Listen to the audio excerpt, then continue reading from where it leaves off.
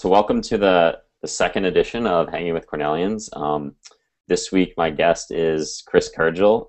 Chris graduated from the Johnson School in 2012, and he now works at a startup in New York City called Shelby.tv. So welcome, Chris, and if you could just Thank give you. us a little background about what your story is, how you ended up where you are, that'd be awesome. Yeah, sure. So I went to undergrad at a not quite as prestigious institution called Vanderbilt, and studied computer science there.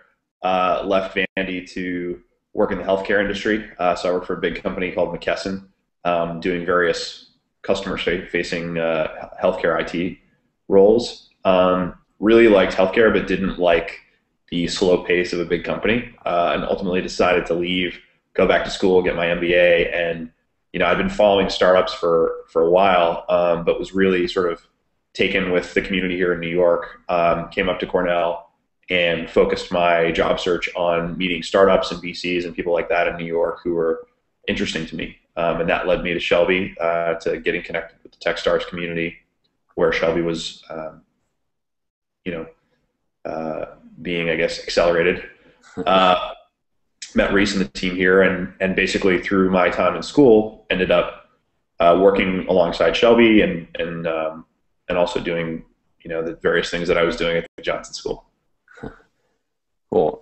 Yeah, so I mean, specifically, what drew you to the New York tech scene, I guess? I mean, you could have easily ended up in Boston, Boulder, Silicon Valley. What was it about New York? So I'm born in New York, so I have a little bit of pride there. I'd never actually, aside from living in New York as a young kid, hadn't lived in New York as an adult, and so I had some interest in doing that. It was always my dream to have a 300 square foot studio apartment and pack all my stuff into it. So I finally had the chance to do that. And then on the startup front, I think it's the fact that New York's been growing so quickly, and to me, it's exciting. What's exciting about being at a startup is being part of something that's growing, and you're sort of in early and showing other people how powerful and great a product can be. The same is true with the New York startup ecosystem. It's somewhat of a startup.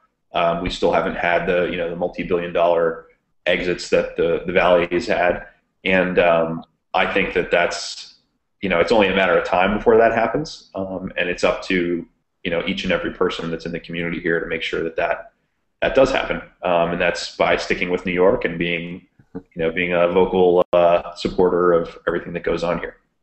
Definitely. So I think a lot of the viewers are probably students, prospective students. I'm curious, what advice would you give in terms of if a student wants to get into entrepreneurship? Obviously, there's the challenges of being a student and trying to start a company, or the stigma of like you should be doing the traditional resumes, job interviews, things like that. What advice do you have there?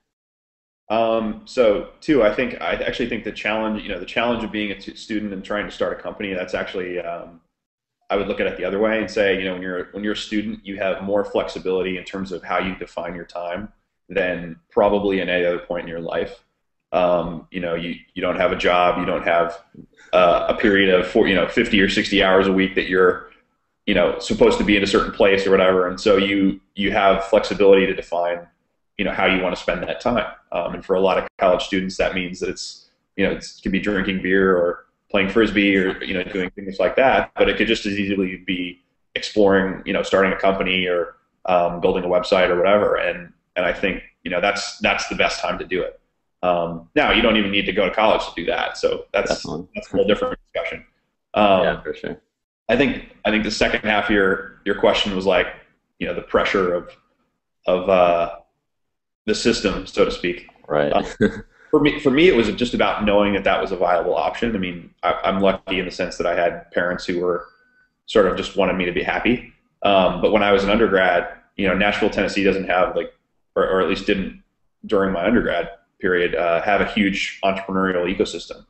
And so I didn't really know that, as a junior or senior, that was even a viable option for me.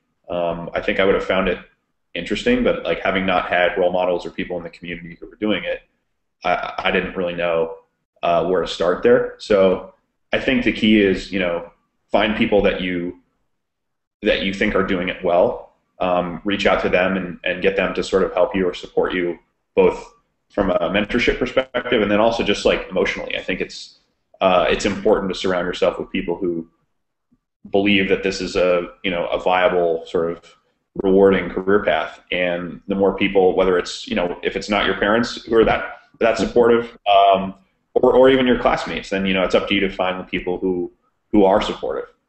Because there are a lot of people out there who believe in this and who think that it's a viable, great thing. I mean, it's what our country was founded on. So I think at some level, everyone thinks it's cool.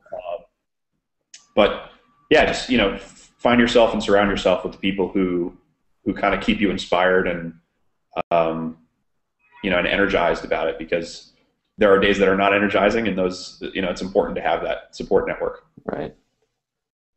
Cool. Awesome. Well, just bringing it back to Cornell with one last question. In terms of being up here in Ithaca, what's the one thing you miss most about Cornell? Besides the cold weather, of course. Oh, God. I think just like it was just a really like cozy place to be. I really have a lot of great memories with friends and people there. And though I spent a lot of my time here in the city, I used to go to the piggery and load up on pork products before I'd come to New York with buddies, and just things like that, or hanging out at the lake, or going to the creek or wherever. I have really good memories doing that. I think the winters were tough, but like just everyone connects over that Ithaca experience, and there are definitely weekends when I miss it and feel like I should go upstate and just kind of hang out in Ithaca, because it's a lot of fun. Awesome. Well, yeah, thanks for doing the interview, and thanks for watching. Thanks.